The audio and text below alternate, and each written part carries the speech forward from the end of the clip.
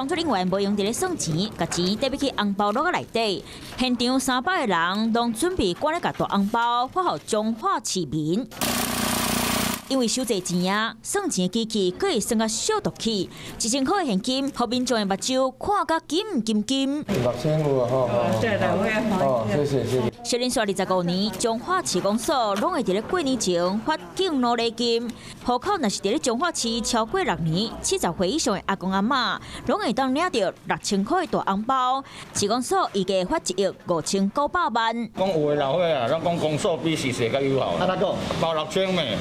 加菜呀，加菜呀，加菜啊！老人家还有包红包、收红包而已。领到红包的是大人有够欢喜的，不过有的人惊扣抢去，拢选择叫因汇钱。要派警察来，也会造成长者排队领取现金钱不落榜，有一些风险。那目前几乎有2/3的长者已经转账了。